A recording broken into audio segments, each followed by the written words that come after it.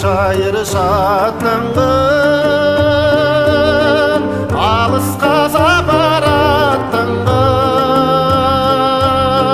Қимылдап пойыз баратсаң, иқылдырып өстің жаштанған.